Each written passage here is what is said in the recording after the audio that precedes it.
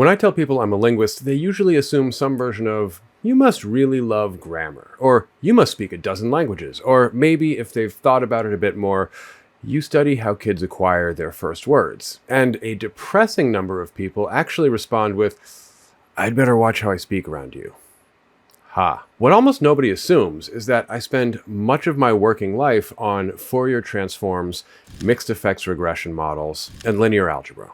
I didn't assume it either starting out. This video is about why that turned out to be unavoidable and about a tension that I think we don't really discuss enough. The math is necessary now, but it's not sufficient, and knowing only the math can be a liability in this field. And a lot of you have asked about why I have linear algebra or programming books in my background. Dozens of you have asked. Dozens. If you're new to the channel, welcome. I'm Dr. Taylor Jones. I've got a PhD in linguistics from the University of Pennsylvania, and here on the channel I discuss everything related to language, linguistics, language learning, and culture. If you're into those topics, be sure to subscribe and ring the bell for notifications. This is Language Jones.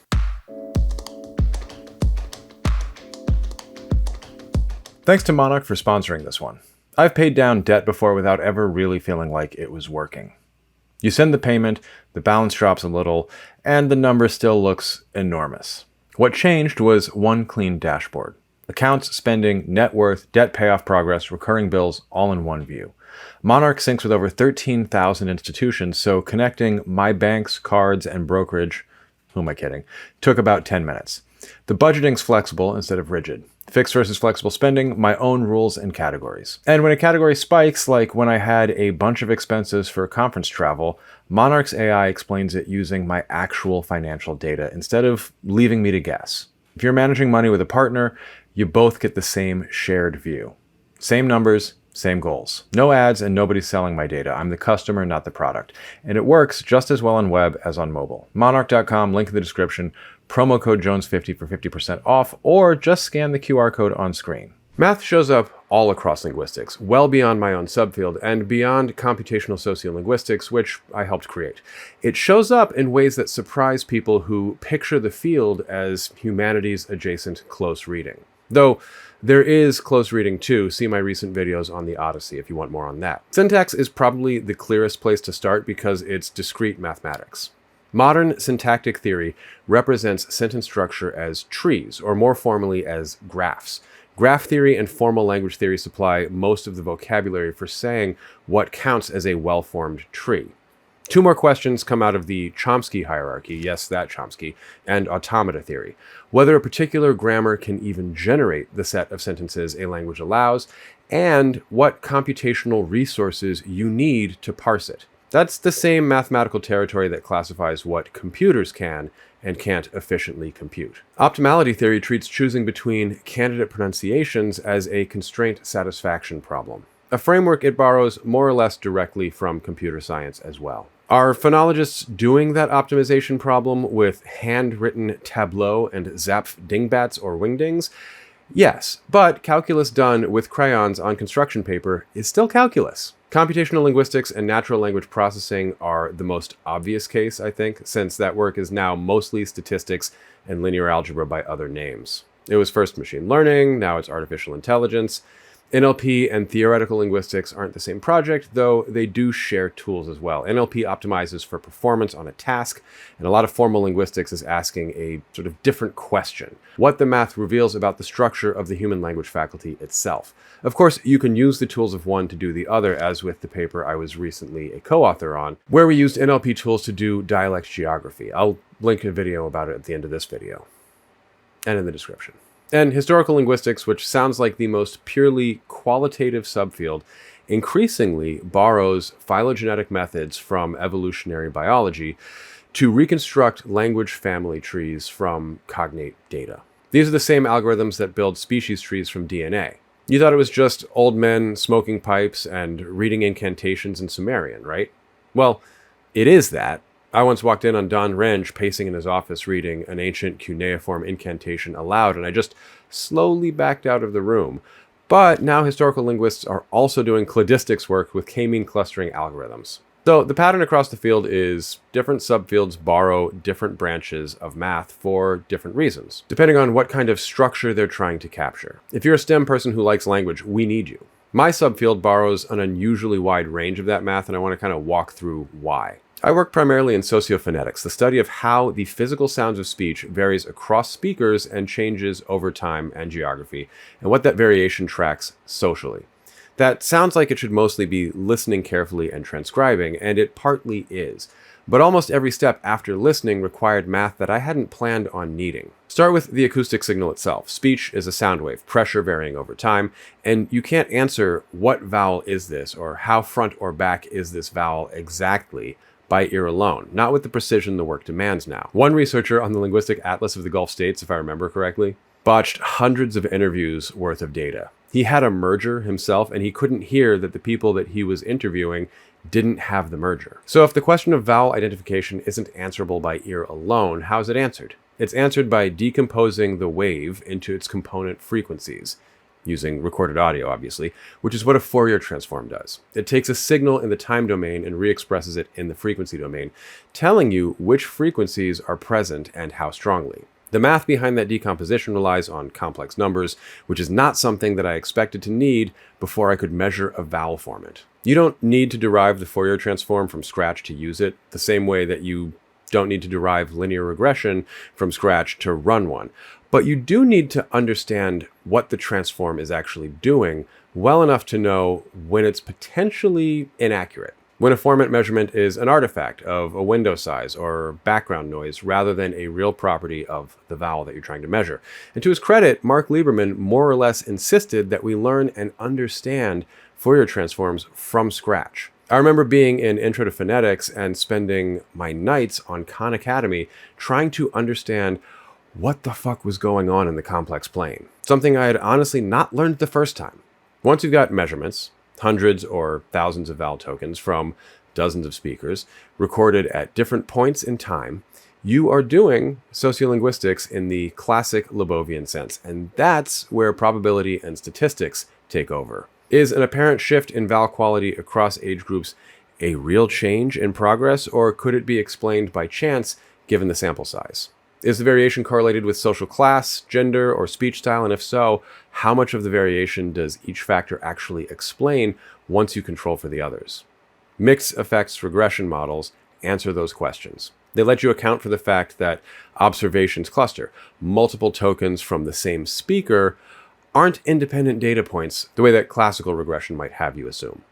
Statistics is also where the apparent time and real-time methods come from. The ones that let sociolinguists study change without literally waiting decades. Those methods rest on their own assumptions about sampling and inference about populations. Another part of my work looks at how a change spreads geographically and across a social network. That's where linear algebra comes in from two different directions, pun very much intended.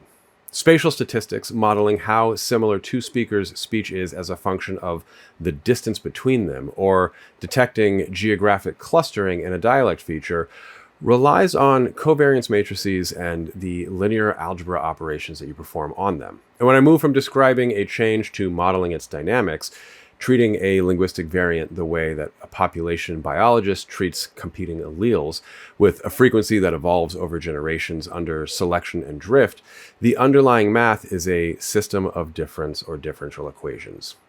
And solving or even just characterizing the long-run behavior of that system is, again, linear algebra. Eigenvalues telling you whether a system of competing variants is heading toward one of them taking over, toward stable coexistence, or toward something more complicated.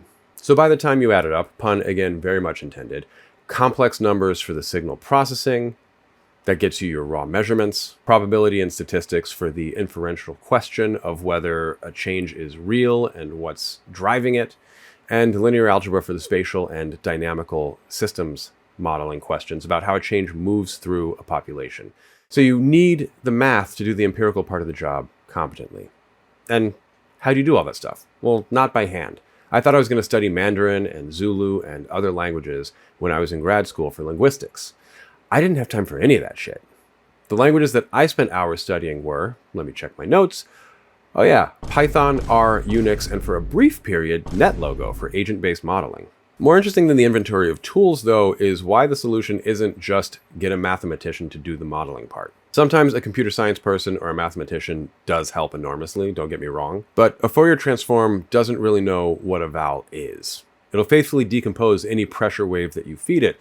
Speech, a creaking door, line noise from a faulty microphone cable, anything, into frequency components, and it has no way of telling you which spectral peaks correspond to a speaker's actual vocal tract resonances and which are artifacts of the recording, or the recording environment, or the analysis window that you chose. Knowing that the first two formants roughly track tongue height and backness, that nasalization kind of smears formant structures in a specific and recognizable way, that a creaky voice token will give you a garbage pitch track if you don't handle it specifically, the math contains none of that.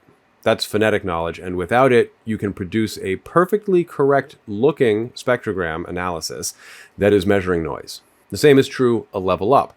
A mixed effects regression model will dutifully tell you that some predictor is statistically significant. It will not tell you that you've coded a sociolinguistic variable in a way that conflates two historically distinct, mergers or whatever, that your speech style variable is actually capturing recording session order, or that the social category that you've used as a predictor is itself a contested or anachronistic grouping for the community that you're studying.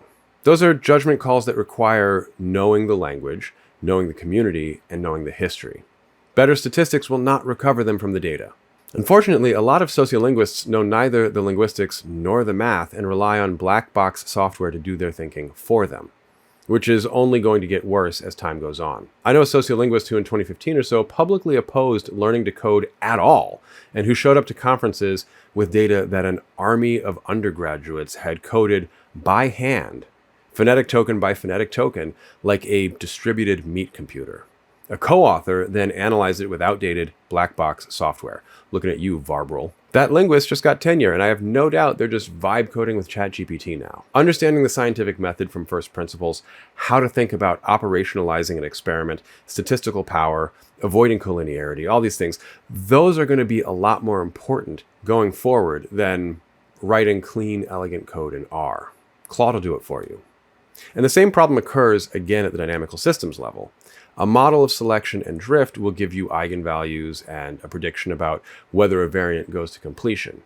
It has no way of telling you on its own that the selection term in your equation needs to represent something like overt prestige in one community and something like covert prestige or covert solidarity in another, and that conflating those will give you a model that fits the historical curve while being wrong about the actual mechanism. Plugging numbers into a correct equation produces a result. Whether that result means anything about how people actually talk to each other depends on linguistic and sociolinguistic knowledge that the equation doesn't contain and can't supply. And linguists are now moving away from thinking about that knowledge critically and seriously in favor of their own political projects. As they say, garbage in, garbage out. By the way, if you want to know more about the basics of linguistics, I'm launching a self-paced digital course later this year. You can check out the syllabus and sign up for updates and for the waitlist at www.languagejones.com/blueprint, or just use the QR code. No math necessary, I promise. Maybe a little light, discrete mathematics and logic. Beyond all that, a lot of my work depends on being comfortable enough with coding and math to reach for the right tool for a new question, instead of doing what every other sociolinguist has done for the last 60 years. They don't always like that, though. For instance, I co-authored a paper where we wanted to look at deletion and vocalization of R in a more sophisticated way, while still analyzing only a handful of categories. So we ended up using support vector machines to look at gradient pronunciations of R. There's currently no easy way to look at gradient lenition of postvocalic V, that is, V after a vowel. I'm working that out as a problem right now, and it's not going to look the same as classic sociolinguistic studies of R and L after vowels. So that's the answer. The actual empirical questions in my subfield turn out to be questions about frequency decomposition, statistical inference, and population dynamics, and you can't answer those questions without the corresponding tools. But there's a danger as well. Physicists and economists have a bad habit of wading into linguistics and getting highly publicized papers that are complete garbage. I remember a recent paper claiming a correlation between climate and language sounds, and then making a causal claim about it. There have been a few like that.